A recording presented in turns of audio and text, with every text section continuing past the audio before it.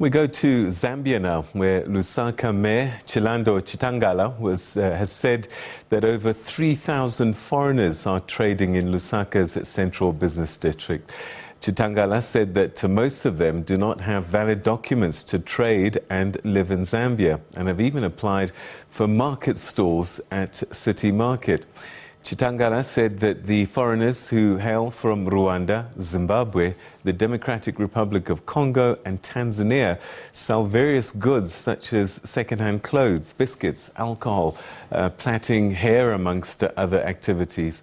He said that most of the foreigners are even using fake Zambian names to conceal their real identities, and some of them sleep at intercity terminus, thereby causing congestion at the station. He's warned that the council, in collaboration with the immigration department, will soon be removing the foreigners from the city in order to restore some sanity. Well, for more analysis on this, we're now joined by Zambian economist Dodia Yusuf. Thanks very much indeed for joining us, and welcome to the program. It's great to be with you. Thank you very much. Well, tell us about what you see in Lusaka typically. Is there a plethora of foreigners in various economic activities? Well, from my own experience, and I've lived in Lusaka for the last 50 years, I see that there are not as many foreigners. And when we talk about foreigners, we're talking about neighbors, people coming from neighboring countries, operating in our Zambian markets and the townships. But what we see, which is very significant, is that the brothers and sisters from these neighboring countries that have come to do business in Zambia tend to concentrate more aggressively on running their businesses more profitably. So they tend to open their shops early in the morning, and they tend to close their shops as late as 10 o'clock, 22 hours at night. And a lot of Zambians find that they are more comfortable buying from the shops that are owned by Burundians and Rwandans and Tanzanians, because they stay open later. They tend to have a wider variety of products. The other thing that I think is very significant is that we are a member of the Southern African Development Community Free Trade Area. We're also a member of the COMESA Free Trade Area, and more recently, a member of the Continental Free Trade Area. So many of these so-called foreigners who are members of this free trade area should in many ways be allowed to come and trade in Zambia, just as Zambians are going out into Malawi, into Tanzania, into the Congo to do business. In fact, the COMESA headquarters is headquartered in Lusaka, and we have a COMESA market at which you expect to find nationals from the 20 COMESA countries trading in this market. That's why it's called the COMESA market. So I think there might be some misinformation about illegal traders, because to me, an illegal trader is somebody who is trading in Zambia without a permit, and somebody who has come into this country illegally. And I think that the trade barriers between Zambia and the neighboring countries were lifted a long time ago.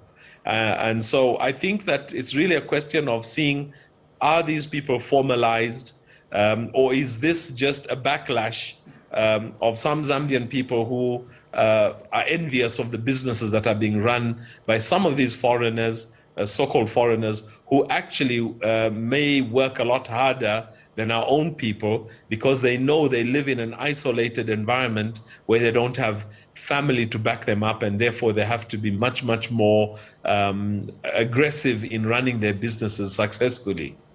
Well, let's talk a little bit about what the mayor is saying. He's talking about bringing in the Department of Immigration, saying that these people don't have valid documents. Is there a possibility that people cross the border without passports and visas and just operate? Oh, absolutely. I mean, our borders are very porous.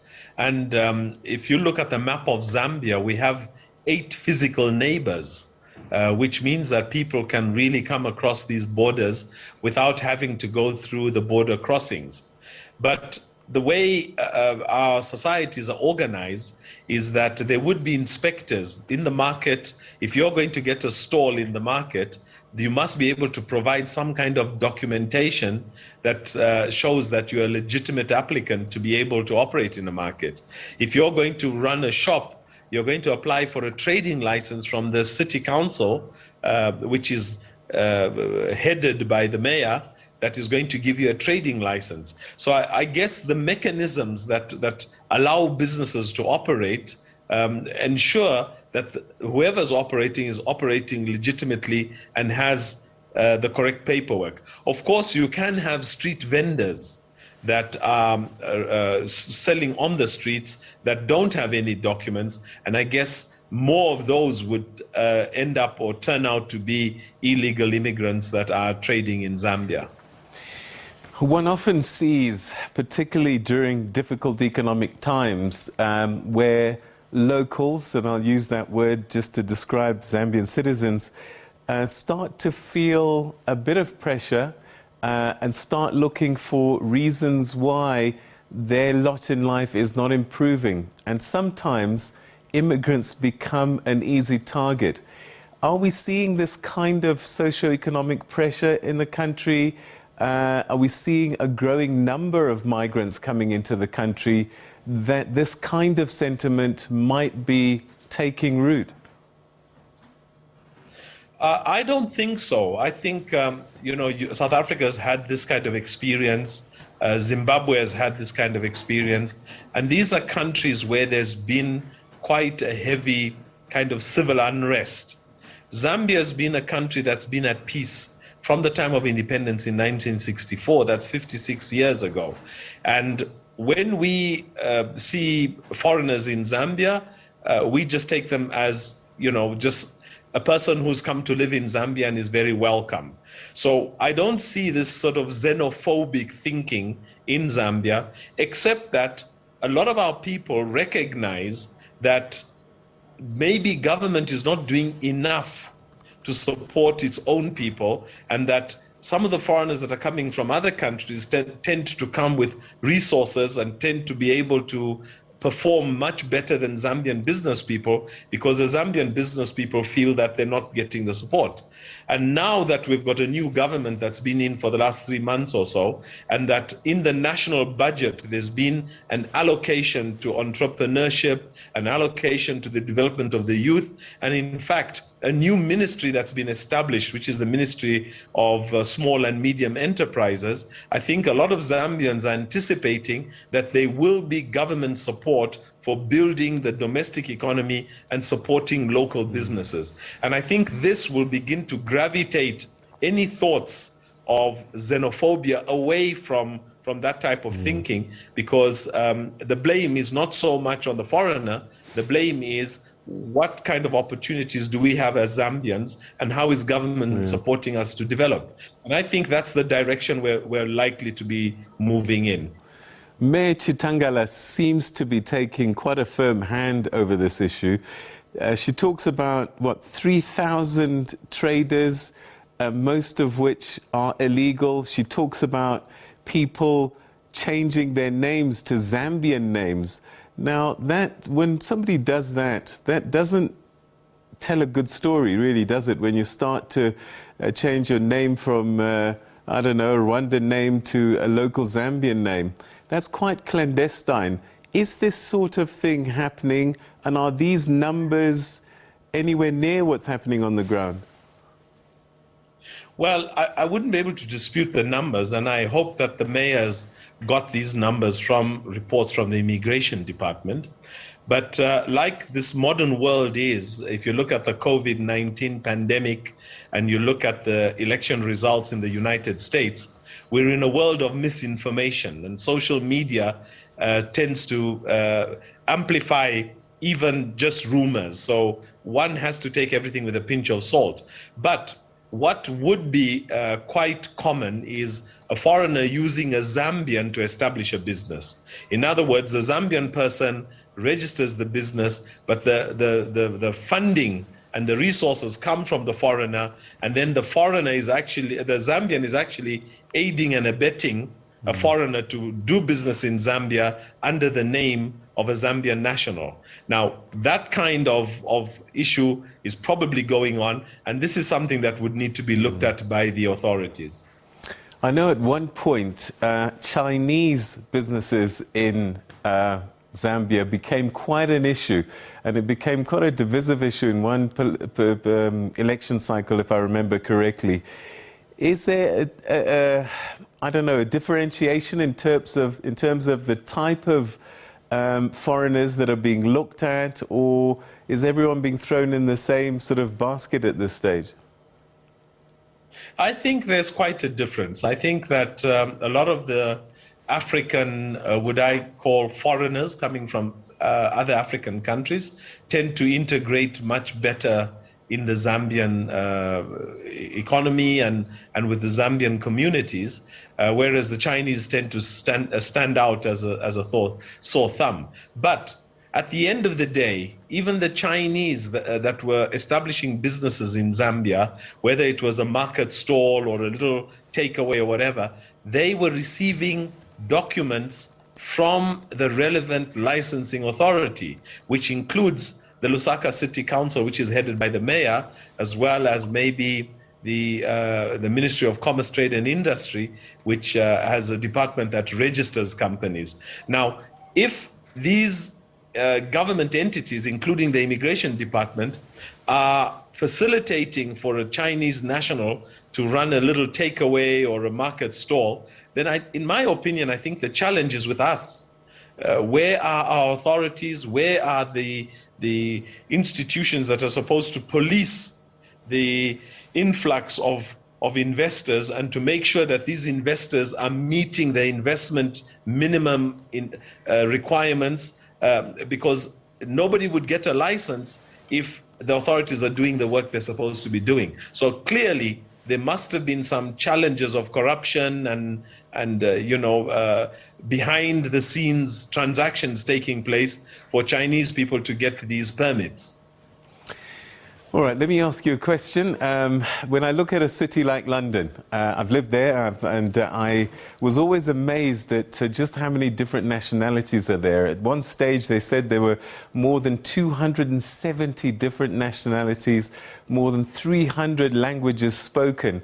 And London has become one of the hubs of economy in the world. Are immigrants contributing in Zambia, in Lusaka, to the economy, do you think?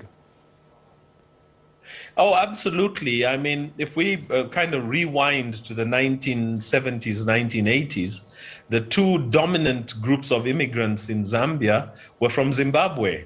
In fact, we had enclaves of Ndeveles and enclaves of Shonas in Lusaka. So there were townships that were where you found the Ndeveles and you found the Shonas. And in the last 30 or 40 years, we've seen this evolve. We have townships that are kind of dominated by Somalis. We have townships that are dominated now by Rwandans and Burundians who speak more or less the same language, including Congolese.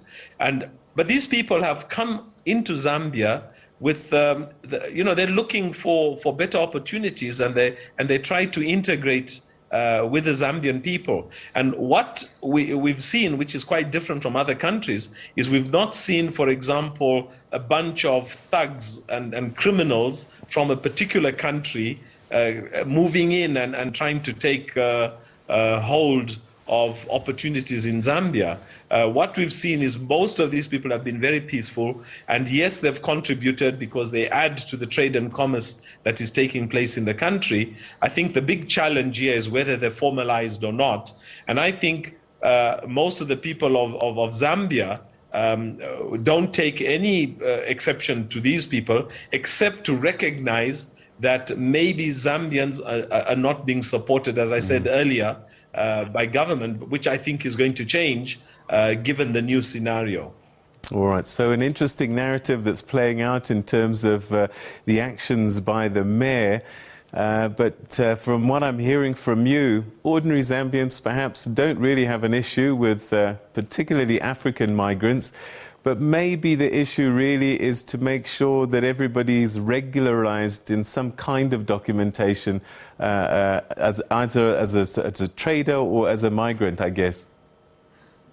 Oh, absolutely. And we must recognize, they always say the new broom sweeps clean. We have a new mayor, we have a new government. There is definitely going to be some political overtures by the politicians, of which a mayor is part of, to show the Zambian people that we're trying to take care of you. We're trying to make sure that opportunities are pushed in your direction. And I just hope that some of these political overtures fall within the framework of the protocols that we've signed. As I said earlier, we're a member of the Southern African Development Community. We wouldn't want to see Zambians being mistreated in Zimbabwe or in Tanzania, being locked up and deported. We would want them to be given the same kind of support that we would be giving the foreign nationals in Zambia under the protocols of the Free Trade Area agreements. All right, Dodia Yusuf, thank you so much indeed for giving us a perspective of what's happening, particularly in Lusaka. And I was laughing a little earlier when you talked about Zimbabweans in Zambia, because I was born in Chingola on the Copper Belt and I'm of Zimbabwean extraction. So I know this migration story very well. Thank you so much. Zikomo Kwambili. Zikomo, thank you very much.